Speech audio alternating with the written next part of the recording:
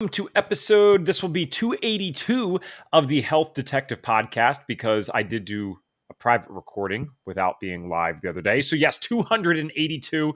We have an interesting guest today, someone that I've gotten to talk to in the past. So I'm super excited to be talking with her today. We also have one thing in common that not many FDNs have. So we might be able to give a unique perspective on that for people who are considering this option. Stay tuned to find out what that is. But if you don't know me, my name is Evan Transue, aka Detective Ev. I always say I'm no one special in particular, but I am someone who went through the FDN program about 6.5 years ago now. I had 7 different diagnosed conditions at the age of 18. I thankfully don't meet the diagnostic criteria for any of those things anymore, and that is largely because of what I learned in the FDN course. So now, I stick around. They can't get rid of me, and I love talking to other people about their stories and what they dealt with in the functional medicine space, as well as what they saw in the FDN program. So we are talking to Angela Martinucci. Did I get that right? Good. Awesome. So Angela is the founder and she's the founder of Mind Balance Neuro and co-founder of the Bay Area Brain Spa. Mind Balance Neuro is at the forefront of providing neurooptimal neurofeedback rental programs and purchasing consultations. Angela, a co-founder of the Bay Area Brain Spa in the San Francisco area, is committed to making the benefits of biohacking and neurofeedback accessible to her local community. Her recent graduation from FDN marks an exciting integration of functional labs and coaching methods into her client services. Angela's journey with neurooptimal neurofeedback began with a personal transformation following a cancer diagnosis, igniting her passion for sharing this technology. Over the past decade, she has worked with diverse clients, discovering a particular affinity for peak performers. Her work with Major League Baseball team, professional athletes, and corporate neurofeedback programs has showcased remarkable benefits. Angela also finds fulfillment in assisting clients facing complex health challenges, making her FDN certification a natural progression in her quest to support their wellness journeys. And finally, Angela's commitment to community outreach and expanding neurofeedback access drove the establishment of the Bay Area Brain Spa. This endeavor facilitates cost-effective group neurofeedback training sessions, extending reduced rates to public school teachers, very cool, children, first responders, and veterans. Today, the business has blossomed, offering a wide array of wellness technologies to enhance the well-being of its clients. Angela, welcome to the Health Detective Podcast, finally. Thank you. That was a mouthful. Yeah, and you know what? I really got to get smarter with reading these out loud before I do it for the first time. I'm like, neurooptimal, right? Like I gotta. You got it. You didn't call it neurooptimal. So okay. Yes, it is tough when you're live and reading it out loud for the first time. So I should just do it in my head. How long ago did we talk now, man? It feels like it's been a while. It has been a while. Yeah. There's been 2 iterations of the Brain Spa since the last time we spoke. So, wow. Okay. We opened in 2020. I think we spoke sometime in 2021 after I met Reed at the Biohacking Congress event. Okay. I spoke at that event and met him there. And then, we spoke sometime between then and now. Very awesome. We've moved and expanded the Brain Spa and added on a second time since then. So it's been quite a whirlwind. Yeah, it's I don't know about you. I have like weird ways of remembering things. And I remember the last time I talked to you, I was actually here. That's why I have the weird lighting set up. We just, we were going to transition to my parents' house for about 3 months before we went to tiny home life, my fiance and I. But we came here earlier after suspecting mold in the apartment. And let's just say I feel great now, which is good, but there must be something wrong with the apartment. So not so good for the next tenant. Hopefully they do the right thing. But my point is I can remember sitting in the driveway talking to you and I'm like, when's the last time I'd be here? It had to be at least 1.5 years ago. So it's really cool. We got a lot to dissect today. So let's start with how we always begin on this show. I'd love to know about when your health symptoms started and what they looked like at the time. Okay, so we would go back to 2010, and I was in the shower and found a lump under my arm and thought, oh, well, that's strange. That wasn't there last week, and went in to be seen at the doctor because I thought, well, let me get it checked out. And they had, I had 2 young kids at the time. My daughter was almost 3 and my son was almost 5. And so I thought, okay, well, let me just see what it is. They did an ultrasound, at that time, they didn't do an ultrasound. They did an exam and they said, oh, it's probably just a cyst, go home and cut out caffeine. Mm-hmm. And I thought, okay, that I don't know that I'm satisfied with that, but I'm 33 years old and I have no history of cancer. I just have no reason to believe that would even be in the picture. So I went home and followed their directions, and then something told me, no, you should probably go back and be seen again. And that's when they did the ultrasound and mammogram, and turned out to be stage 3 invasive breast cancer that was in my lymph nodes already by the time I was diagnosed. And so, no symptoms, because it's not something that I was feeling well at the time. So I ended up having surgery pretty quickly, threw my daughter in preschool overnight, 6 months of chemo, radiation, other surgeries with complications. And I would say the symptoms, well, other than the symptoms of chemo that were extremely awful, and the symptoms of radiation, there was also symptoms that happened after all the treatments were done that were pretty devastating. So I think there's a really easy part for people to miss there, but I don't know how much you've listened to the show. I find it significant. You said you just knew that you should go back. So largely the reason that you got the diagnosis when you did is because you knew in your gut that something was wrong and you went back. Is that correct? Yes or no? yeah, exactly. Yeah. If I had just blown it off and thought, okay, it's a cyst, it'll go away at some point. Yeah. Yeah, And so I like to have the balance between those things, right? I really want people to follow their intuition. And the reason that I say this is because many people, when we ask, how did they get into the natural or functional side, 95%, literally 95% of the answers are, I just knew, gut feeling, divine intervention. It's very odd trying to figure out why so many of those people had that same thing. And to be fair, that's my answer as well. I just kind of knew that something didn't make sense. But I love encouraging this because in your case, it's not like you said, oh, I just know something's wrong and I'm going to go to Central America and go to an odd retreat in the middle of the jungle and start trying to heal myself. No, you said, I don't know if this is right. What else can I have to lose by a few $100 from going to the doctor? Maybe that's covered anyway. And sure. you got the diagnosis, and thank God, because cancer's a different beast, man. I always say that on the show. If Yeah. that gets too far in, it actually takes over a lot of the mechanisms in our body that could heal us when we fast or when we do other things. So you want to get that sooner rather than later. So I'm so glad that you did. As you're going through these treatments and when you got this diagnosis, were you into natural or functional medicine at all, or was there a completely different life and philosophy before all this happened? No, I would say I grew my own vegetables. I was an organic chef. I was consulting on gluten-free and cooking for families with gluten-free and special dietary needs. This was really prior to smartphones. And, I'd want to like Google, gluten-free chicken or whatever. And it's like, it wasn't a thing back then like it is today. So no, that was definitely something that I was focused on health. My background was in nutrition. And when I was diagnosed, it was kind of like all my friends saying, why you? Why not me? I'm drinking Dr. Pepper and Right. smoking cigarettes. Like, you're the one that's, cooking organic and paying attention to this, and your babies eat all organic. And so, yeah, I mean, I wouldn't say that functional medicine was something that I was aware of at the time. I wouldn't say that, just because I was healthy, I was young, I hadn't really needed to face anything that Sure. um, I needed to see someone for. But Well, this is particularly interesting. I did not know that part of your story at all because, again, you're by definition living better than most people in today's world, let alone whenever this was, right? So, especially if it's before smartphones. So, really interesting here. Did Western medicine then, one, did it get you to where you needed to go cancer wise? And two, was it the only thing that you did since, like, the only treatment that you did since you were already kind of aware of this more natural side of doing things? yeah, so I was at in a healthcare system that was very broken. And I asked them, what should I be eating during chemo? And they said, it doesn't matter, just eat whatever you can get down, because of the nausea and vomiting. And I said, well, I feel like I want to take supplements to support my body through this process. And they said, no, you're not taking any supplements. It could interfere with the chemo. And so I actually found another doctor. At the time, I couldn't go to them because of my insurance, but he was an integrative oncologist in San Francisco. And I had one phone call with him and I just knew, like, I'm paying out of pocket. I'm going here. I'm doing all the extras that he has to offer.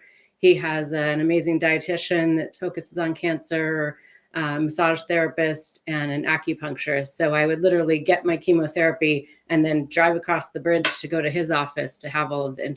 integrative approach. So I Okay. just kind of ignored doctor's orders. Yeah, but well, you did and you didn't. You had a very fair request and you were trying to do what was necessary and they said no. I mean, okay, the clear answer is that, and this is not medical advice, obviously not every supplement is going to interfere with chemo. Anyone with common sense knows that. And so to say no supplements at all because of that, that's stupid. That's wrong. So again, kind of, I mean, this is a more of a common sense one to be fair, but I love this theme so far of the following of the gut. You know, I talked to this person and I'm sure they sounded good and had educated statements to make, but I love this whole idea of, oh, I just know I'm going to go to that person. So you're following this like inner guidance almost this entire time. So what did the next period of time look like? And I say period of time because I don't necessarily know how long it was, but clearly, thank God you're here with us today, which is wonderful. But what did that look like in the interim while you were healing? Yeah, I mean, it was 6 months of chemotherapy, and it was pretty aggressive. So I was extremely sick on the chemotherapy. So thankfully, I had family around to help take care of my kids, and um, I just thinking about, oh, this is like, it's poisoning my body, and at the same time, like wiping out what I knew was probably a relatively healthy microbiome, and like, how do you restore this? And so these things were on my mind as I was going through treatment. And then just, the radiation, you sign off on this form. And I mean, at the time I thought, okay, I have two little kids. I was scared to death. The cancer's in your lymph nodes. All I knew of cancer was people that had died of cancer. Right. And so I felt like I had one foot in Western medicine and trusting that process. And like, I need to get through this. And I'm also going to support my body. And so that was the dance I did throughout. It was a year of treatments and surgeries. So, After that year, though, was it clear slate? They said you're good. yeah. Hmm. Yeah. Okay, so you finish up this mix of Western and we'll call it functional, we'll call it natural, whatever. And you're lucky enough and blessed enough to get this. Hey, you're good to go right now. Yeah. I'm sure that there must be a phase now where you're going research mode or really changing your perspective because and it's not literally that we're like arrogant in this space, but when we're doing the stuff that someone like you was doing, especially again before smartphones, even before this was widely available online, Yeah. you must have this idea that, oh, I'm going to be very healthy for most of my life. I'm certainly not going to get a cancer diagnosis in my early 30s. So did this change your paradigm then in terms of what you were about to go do once you got this clean bill of health? Like, okay, I need to change some things up to figure out how this happened to begin with. Yeah. And I would say for me, it was more like I was going through this and continuing with that gut feeling. I felt like the whole time that no, this happened to me for a reason. I meant to go through this for a reason. There's something that's going to come out of this journey, and I don't know what it is in this moment, but I will find it. And so after the cancer treatments and everything, all the meal delivery stopped and all the support went away, and they're like, okay, you're good. And unfortunately, that part of the journey for most people going through a cancer treatments, it's sort of like you end up like a dog being that's just been attacked, and you're just like, what now, sitting there licking your wounds, like what just happened to me, Yeah. because you just kind of go into fight or flight and you get through it when you have to go through it. So that definitely hit me like a ton of bricks, and I was definitely not in the headspace really to research or do anything for myself, Okay. in terms of like what's next. There was definitely a what's next, and I feel like part of that what's next was, well, I ate organic and I did all the things and I ended up with cancer. So now what? I don't feel like that's the answer. I was let down by all these things I was doing that I thought were the right thing to do. So I kind of went through that in my head, and ended up with just really bad anxiety and depression. The chemo brain, it was like operating through a fog. I couldn't remember, oh, did I leave the dog in the car? And I'm trying to parent two little toddlers at the time. And just trying to get through the day. And I was just, I felt like I was in a black hole that I couldn't see the light after that. And I think a lot of it was my hormones were shut down. I had the toxin load. Like I know now all of it was going on. And then just the trauma to the nervous system of going through something like that.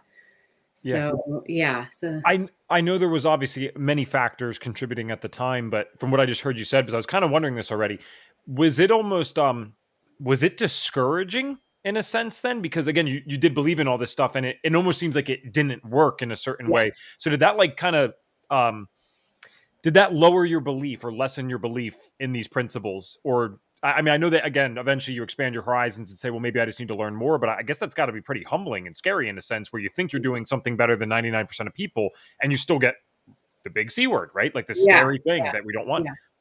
Yeah, exactly. And I remember thinking, so I had started a healthy cooking blog prior to the cancer diagnosis. And, I thought, who am I to advise people on healthy living? Like, look at where it got me. And so, yeah, there was this really, mind game that happened around that for Yeah. sure.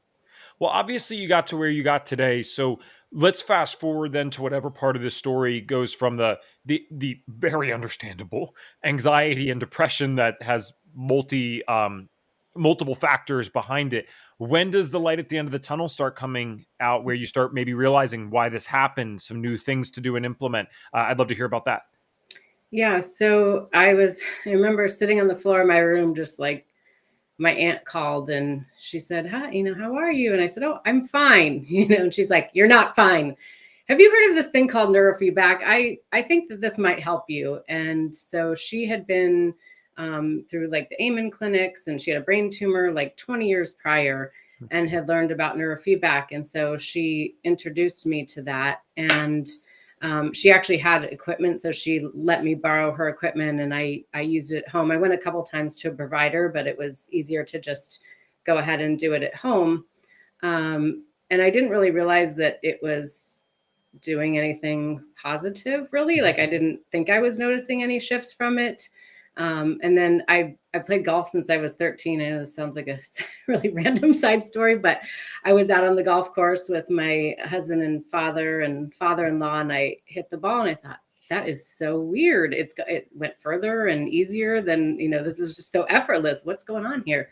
So then I started to think, oh, that's right. The founder said that he improved he started golf when he was 50 and became a scratch golfer. So maybe something is happening with that neurofeedback. So it was very subtle, seamless changes. I was dedicated to it because I didn't want the handful of prescription meds that my doctor had offered me, because that was the alternative. And so I was grabbing for straws to get through the night. I also had insomnia. So I had a cocktail of all kinds of things next to my bedside to try and just like get through the night, or, be able to drive the kids to school and stay calm and regulated. So I didn't even notice how much better I was until I was on a retreat. I was on the board of directors for a young survivor group in the San Francisco Bay Area. And so we were on an overnight.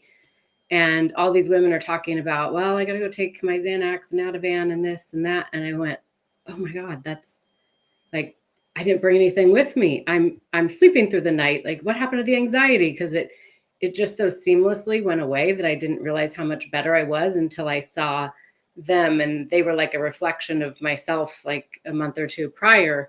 And so that was when it hit me. And it was interesting because on that retreat, we were having these conversations about, why cancer. And I remember feeling like it happened for a reason. I'm going to find it. And so it was funny that it was on that retreat that I was like, okay, I'm meant to bring this to this community. It's not okay that these young women are going through this, diagnosis and then handed a handful of prescription meds to function for the rest of their lives. So I wish everyone would even just give that a try. And what I mean by that is, let's say you don't believe everything happens for a reason. That's fine. yeah, yeah. What if you acted like it did? Mhm. Because really, the gift in it, and I do believe a lot of these things happen for a reason, to be clear, but I actually applied this other philosophy first based on the advice of someone else, so I didn't come up with this. But it was just like, why don't you just pretend that these things happen for a reason? And I realized the real gift in it is the way of thinking changes, right? You were looking almost for these opportunities to find some validity to what this was and why this happened. And then it creates a very positive experience out of something that is otherwise not even just negative, I mean, downright traumatic. So whether that's real or not real, I can see both sides of it. I've been on both sides of it. Who cares? act like it is and watch what happens to your thinking and the gratitude level that you have when you approach it that way. So let's define neurofeedback, because admittedly, I think the only time I've really ever talked about this is with you. And we already identified that was at least a year and a half ago. And we were getting to meet each other. I didn't know. I don't think I retained much is my point. So what is neurofeedback? Yeah, so there's different types of neurofeedback, and I'll say that the neurofeedback that I work with is called neuroptimal neurofeedback, in case any of your listeners are familiar. But so it uses EEG sensors to measure cortical activity. And so this particular software, it uses two little sensors on the head and then ear clips. And those are measuring the brain activity, sending the brain activity to the software, which is analyzing it and then giving your brain real-time feedback. So it's really like being able to put the brain in front of a mirror. And when the brain can see itself in real time, it's prompted to self-correct and self-regulate. Just like when we look in a mirror, like, oh, my hair's out of place. Nobody told me. My We hat's sideways a immediately little bit. start, yeah, my hat's crooked. Like we immediately start making corrections. Or we look at ourselves in the mirror, we might go, yeah, today's not my day, and just keep walking, right? So the idea is that it's not entraining the brain in any way. It's just giving the brain information and allowing the brain to decide whether it wants to be prompted to self-correct and self-regulate. So we got to dissect that because that's something I'm still admittedly kind of confused about. I get the analogy totally, right? I look in the mirror every day. I'm like, well, this is about as good as it's going to get. Yeah. And I kind of accept my fate, right? But there are times where maybe I get a little, I get a little confident, believe I can change a thing or two. And so then I start trying to self-correct. I mean, is that literally what's happening? Like the brain doesn't need any other prompt other than just seeing this? So the participant is listening to music and the feedback is audio. So you're hearing little pauses in the music. It almost sounds like a record skipping. Most of your followers probably don't know what a record is, but or know that sound. But it's little crackles or skips in the music, and those are what is alerting the brain. Hey, pay attention, something just happened here. So it's really alerting the brain every time it's shifting gears. It's not negative or positive. It's just bringing its awareness to what it's doing in real time. So yeah, the brain will self-correct and self-regulate. I mean, I've seen with my kids, for example, they used to play, they started doing it when they were really little. So they were, I think, going into first and third grade or whatever. And they used to just sit and play Legos and do a neurofeedback session. And the next day they're like making their bed and they're not fighting. And I'm like, what? Okay, I guess it's working, because I didn't tell them it was going to help them in any way. But that's how their brain organized itself, and it's how it showed up for them. So it looks different for different people, but I would say the idea is that it's training. So each time the brain has this neurofeedback session, it's this opportunity for the brain to be more calm and regulated. And with time, it builds resilience and flexibility. So kind of like if you were to sit for thousands of hours of meditation, that would build this resilience and flexibility in the brain. So it's kind of like a hack, but it also, I feel like it goes deeper. So it resolved my lifelong kind of anxiety that I didn't know really that's what it was. Yeah. Insomnia, it also, so people will say like, well, when are you done with neurofeedback? And it's like, well, I don't know. You could come and maybe you're coming in for sleep issues and your sleep issues go away, but maybe, you have something else going on that could have improved if you kept going. So if I had stopped neurofeedback after, I'm feeling better, right? I'm back to functioning optimally, what I feel is optimal.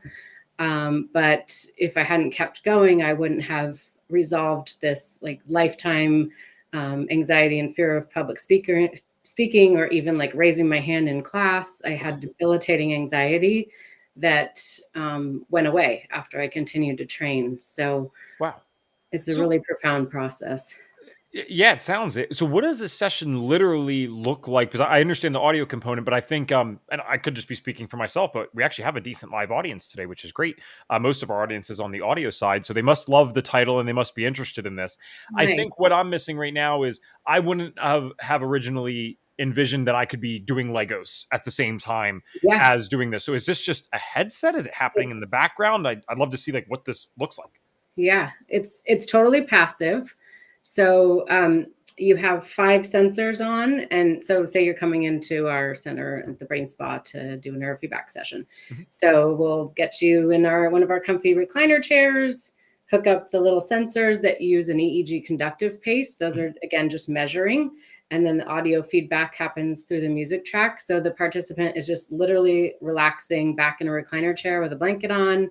They can have a book. They can be on their phone if they want to. Obviously, we encourage them to check out from screens, but you start where you start. So, and our kids that come in, we can also load movies on the tablet so that the feedback is in the movie. So they in the audio stream, so they're able to come in and watch Toy Story for half an hour. And we've got plenty of kids that will come in and do that. And really, if kids aren't regulated even enough to sit down and watch a movie, they can sit and play with blocks or anything like that keeps them sort of relatively still in a chair. So where does this come into, if at all, maybe the cancer story? Because obviously, again, we already discussed one of the things that would very naturally happen to someone who went through what you went through is, where did I go wrong? I thought I was doing everything right. So what the heck happened here? Where does the neurofeedback play a role in maybe that discovery journey of how the heck did someone who is living better than most people end up getting a cancer? yeah, I mean, I think the neurofeedback in terms of the cancer diagnosis, is that what I you're guess, yeah, hearing? what I'm trying to understand, and maybe it's not fully connected. What I Yeah, was trying to understand is, certainly you would have went on some type of journey in terms of trying to figure out, how did I even get cancer? Because I mean, you're healthy now, you're here with us today, thank God. And so yeah. you must have changed something in the right direction. And I didn't know if the neurofeedback was just a part of that, or the neurofeedback helped you identify directly or indirectly what habits or what thought patterns led to the cancer to begin with. That's what I guess I'm trying to figure out. Yeah, well, and I'll say, I mean, certainly it helped me with the peace of mind of like feeling less anxiety around another cancer diagnosis. And I think that was because I just feel like it gave me this sense of purpose. And we know that sense of purpose is huge in terms of health and well-being, and really just like knowing that I need to be here to share this with others and share my story. And if it touches one person, then it's worth it. Right. And so um, I think that's how the neurofeedback comes into the picture and ties with the cancer. Is it's like, okay, well, I know that there's thousands and thousands of people out there suffering, probably millions, right, in this country, that are going through a cancer diagnosis and don't know, like the clients I've worked with that are attorneys and they can't go back to work because their brain isn't functioning, right? So if somebody hears this and they're struggling to, with word recall and whatnot, like this can help. And so I don't think many practitioners out there actually know that there is something that helps with chemo brain or, a lot of these symptoms post cancer. So Yeah, I'm learning about it myself, right? So it's actually really cool. We did have a few comments too. Tracy said, "Thank God you listened to your intuition." Jenny said, "I have done it via movie," meaning the neurofeedback, which is oh, great. nice. And actually, a question here. This is perfect. What have you seen in your own life as a positive of the neurofeedback? I know we talked about the anxiety. You've been doing it for a while. So what are some of the positives outside of the anxiety being? Yeah, so I would say I like to think of it for like the central nervous system. There's this spectrum, right? And so when the central nervous system is dysregulated on this end and very regulated on this end, and so when the central nervous system is dysregulated, we can have all of these symptoms. So those symptoms might be anxiety or redundant thinking or laying awake at night or all brain fog or all of these different symptoms that can happen because the central nervous system is dysregulated. And we see that with training, people as they start training and they start moving this way, the symptoms kind of dissipate. And that's not always the case, but I've worked with countless people. I didn't have no idea, but it's what happens over and over again, right? They feel more calm and regulated. And then thinking about most of our suffering happens as a result of thinking about tomorrow or thinking about the cycling over the past or worrying about, this thing or that thing. And the more that you are able to stay calm and present, the less suffering happens, right? So even when you're dealing with a chronic health condition, a lot of the suffering is like, what is this? What's going to happen if, and Yes. just a lot of it's in our head. Not that the condition is in our head, but to get out of our head and thinking about the worst case scenarios can really create changes. So for me, as I started training again, all my symptoms went away that I was dealing with, the insomnia. I sleep like a baby every night, and that's, that was not the case years prior, even prior to the cancer diagnosis. So, and then again, the anxiety around like speaking or ever going in front of somebody like that would just be like, no way, never. I would never be speaking to you right now. And here we are. And here we are. So, yeah. And I just think like stress resilience, it keeps you calm and regulated.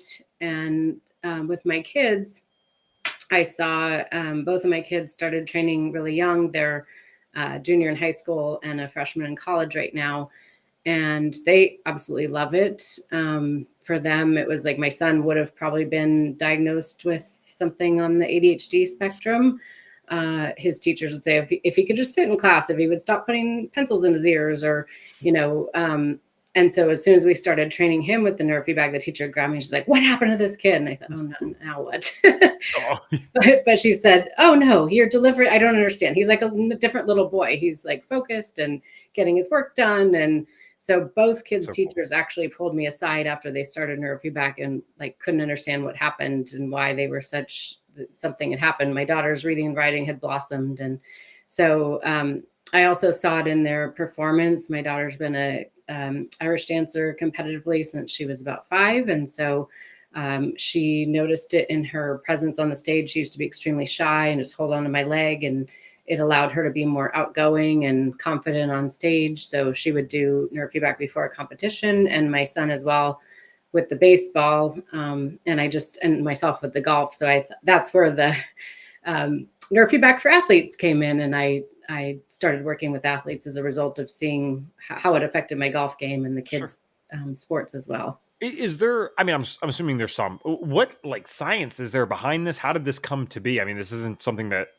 an individual just randomly thinks of, I guess. So how did this come to be? No, yeah. I mean, neurofeedback's been around since the 60s. It's been used by NASA. It's just that different technologies have been developed as a result. But the idea is that either, it's just different iterations as technology advances. And so the founders of Neuroptimal were pioneers in the linear neurofeedback field. And so they did linear neurofeedback is different than Neuroptimal in the sense that you are targeting something. You're giving the brain a specific protocol, let's just say. So the person has anxiety, we put them on the anxiety protocol, which is up training or down training certain frequencies of the brain.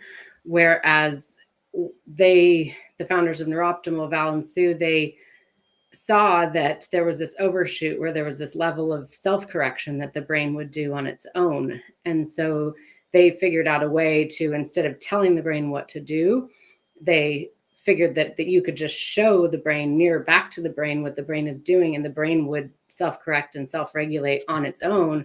And it knows what to do, right? It's just really tapping into the intrinsic wisdom of the central nervous system. It's so cool. And how this to me would relate to something like FDN is, and if you're listening on audio, the previous episode right before this was about chiropractic medicine. And these all seem so different on paper, but when you look at the similarities, what I'm fundamentally seeing here, how in terms of how it relates to FDN, is if you can calm someone's body, if you can help them actually get into this relaxation mode, the parasympathetic, and truly not overthink things, well, that's when you're going to give your body a chance to enable or enact its innate healing ability, which is not woo-woo, which is not hippie, you don't want to be science. We all have an innate healing ability. That's how you healed from a cold when you've ever gotten one. That's how you healed from the paper cut. So it's almost allowing these things to happen for more major things, like whether it's a cancer diagnosis, autoimmune issues, skin issues, whatever it might be. So really fascinating stuff. And then you had mentioned in your bio, FDN was a natural progression, just wanting to continue your learning and add more services to people. But I am curious. So you found out about us at the Biohacking Congress? Is that what it was? I actually found out prior. I started doing some research because with my clients, they'd say, "Oh," I'd say something about, "Yeah, you should go get a Dutch test," and honestly, it was like back to my journey, but frustration with my journey after the cancer diagnosis, and like really trying to well, why can't I, deal with this issue or energy, or, oh, you might have a mitochondria problem, but I don't know. We don't know what to do with it. it just felt like, oh, you could try this, or we could do this test. And it was just like playing whack-a-mole. And I'd spend thousands of dollars and not getting anything that was like, okay, do this program, right? And so it really, seeing my clients, and they would get so far with just the neurofeedback alone. But then it's like, okay, well, I can see that, you could use some more support for at a cellular level or with your hormones. And so, maybe go see this person and get a Dutch test. And they'd be like, well, who do I see? And I didn't really know anybody that I wanted to refer to, that I was confident referring to. And, so for really personal reasons and my family, and just wanting to maybe just bring it in-house and help my clients with the labs, I started researching, functional medicine, can you do it with a nutrition degree? Like how would I go about that? So, and then I think I had come across FDN, and then I met you guys at the conference. Very cool. And so I thought, okay, this is it. So then just a nice disclaimer for consumers here, because I feel like it's actually the consumer's fault more often than it is the person preaching it. So neurofeedback is a cool tool. It is not a cure-all for everything. That is not what we're promoting here today. No, it's not a cure-all. And it's actually just, it's a general well-being product. And it's just really, your brain is doing all the work. It's not doing anything to your brain, and your brain has the capacity to create changes. And it's really what, like you said, when you calm, its main thing is that it calms and regulates the nervous system. And when you calm and regulate the nervous system, it changes so much for people. Excellent. So when you're going through the FDN course, I'm sorry, for those that don't know, we do include labs in the cost of tuition. So you get to have insights into your own health while going through FDN. You get one-on-one mentorship sessions, not only to help with the course content, but to go over the lab results as well. So what happened on those? Because you've been in the space for a while, you've been doing your thing. Were the labs, was there room for improvement? For most of us, there is, right? There's no shame in that. It's usually the case. But what did you find while you were going through the FDN course about your own health? Yeah, definitely room for improvement for sure. And so, I mean, I think, that's a lot of the reason I decided to join the course, is like, I want to understand these labs. I want to be able to run them on myself, and, be able to create these changes in my diet, or, and I just loved the concept overall of just the minimizing the hidden stressors. And I think the impact of that alone is just so profound. So that's not talked about enough, going to functional medicine or whatnot. It's like that, just that alone has such a huge impact, right? Without adding in the supplements and whatnot. So definitely, for me, definitely the GI map was very interesting, and I'm due for another one after going to Mexico and getting a parasite. So, yeah, which I think is a parasite, whatever. Yeah, but. All right, so interesting. And I appreciate the transparency, right? Because plenty of people come into the world of FDN, and I would say we're amazing at helping people who are really sick, but we're also amazing at helping people who are doing okay and want to find these other things, dot the I's, cross the T's. And it might be a bold statement. So again, this is not a medical thing, but I would imagine that if everyone was running the foundational FDN labs, it's one of the reasons I believe in this so much.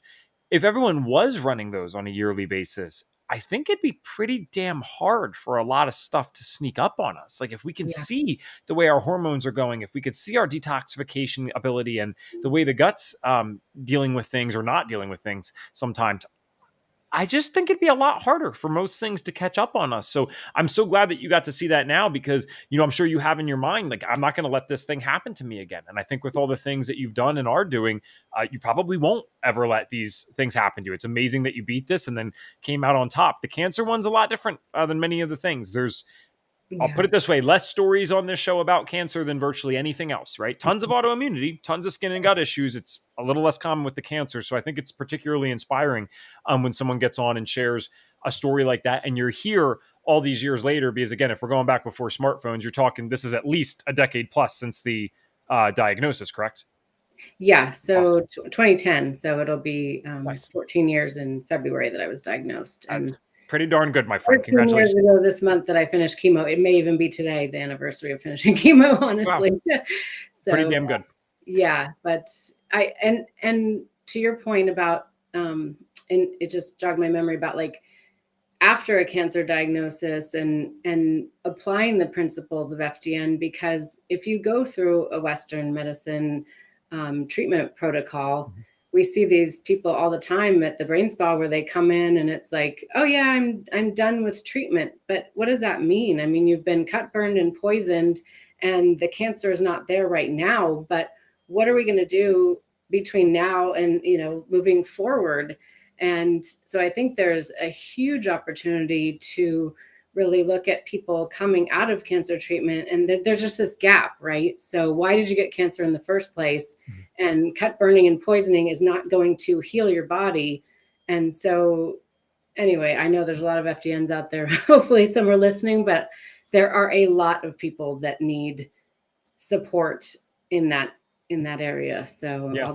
I'll just plant that seed there, that I just think that they're just kind of left to, you're fine. Just, you might be on this hormone thing for the rest of your life or whatnot, but We had a woman named Annie on a couple of episodes, and she was not into the functional medicine, natural medicine thing at all before her cancer diagnosis. And she actually talks about that specifically and supports people in that area where, okay, post chemo, now what? Like, you're right. It's like, oh, I'm done treatment. Another way to say it is like, okay, yeah, you survived. Right. And how do we keep you survive. thriving? Yeah. Right. Thriving long term. That's really the key here.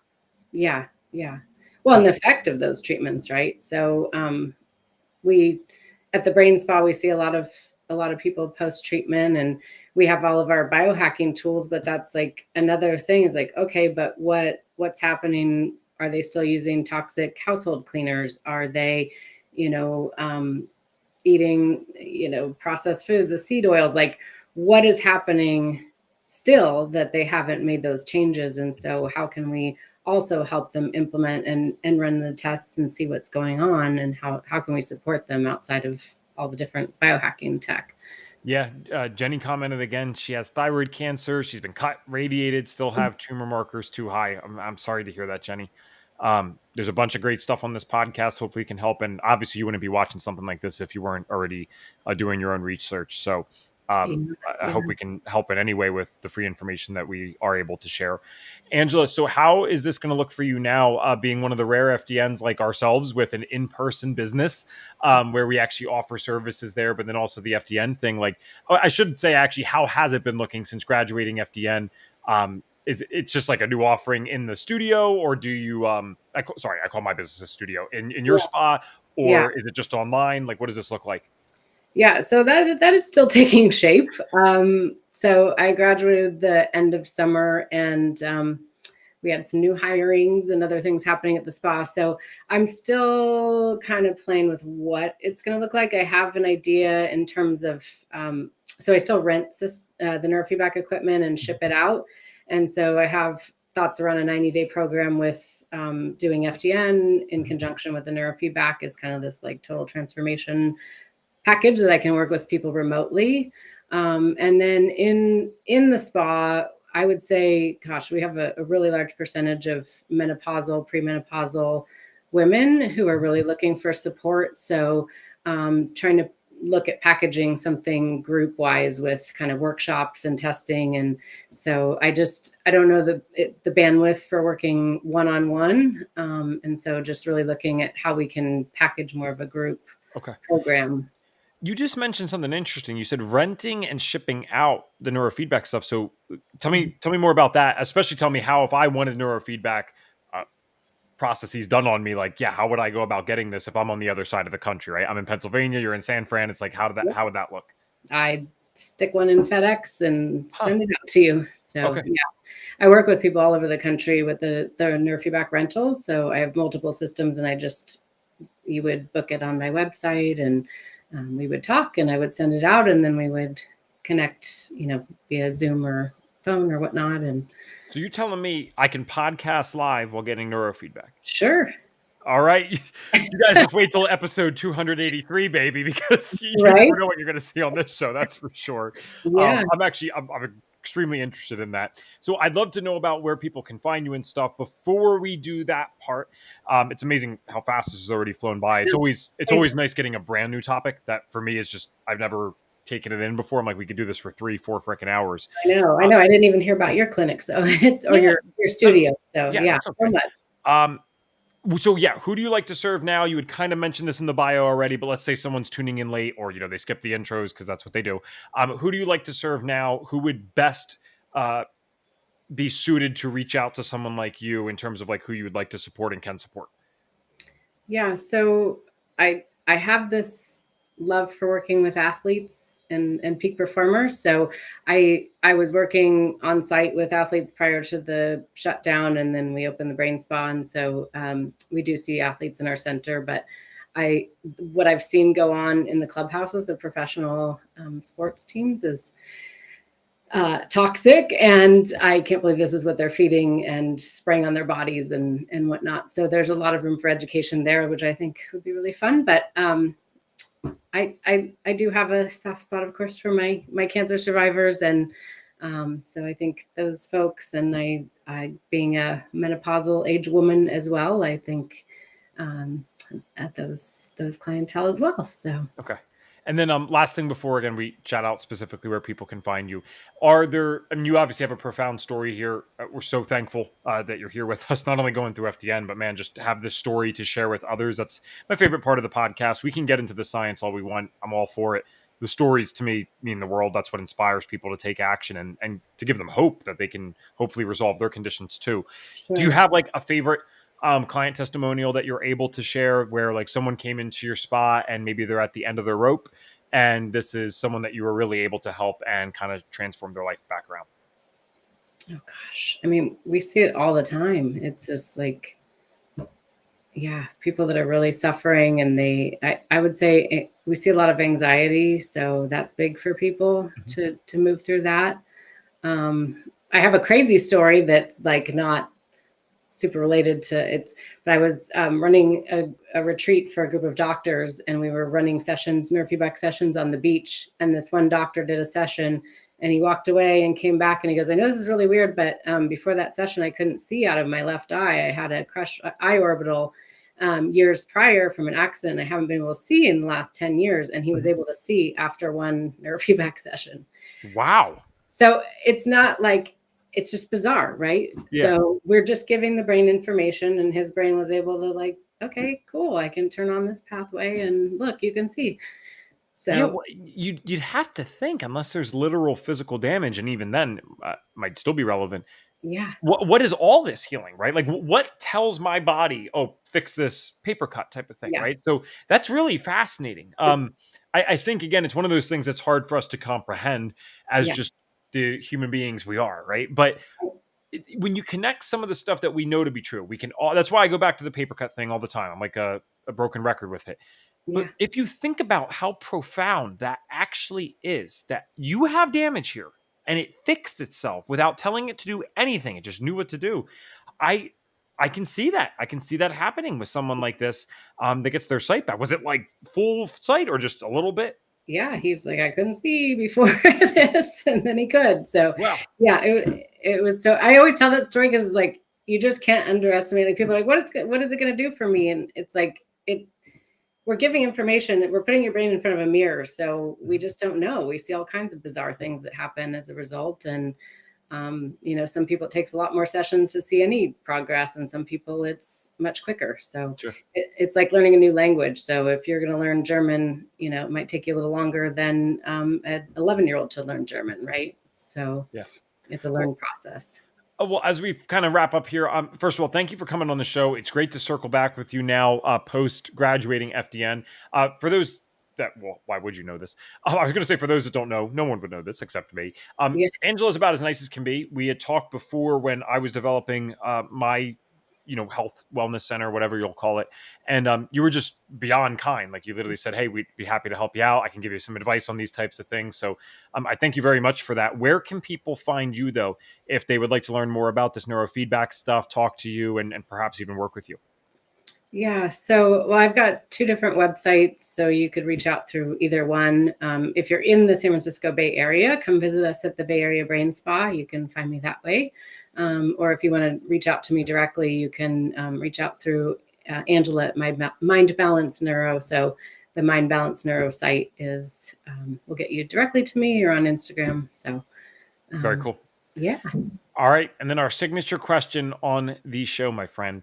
If I could give you a magic wand and you could wave it, and now you force every single person in this world to either start doing one thing for our health, or you can get us to all stop doing one thing for our health. What is the one thing that Angela would get us to do? Nature and sunshine. That's Mic drop, period. That's it. Yeah. Awesome. Thank you so much for coming on. This might need a part 2 to dive even deeper into the neurofeedback stuff, but I really appreciate the introduction. We've never talked about this on the show as far as I can remember, certainly not for a whole podcast. So again, so glad you're here. Congratulations on healing something that doesn't happen to many people. We appreciate you. Thank you so much. I appreciate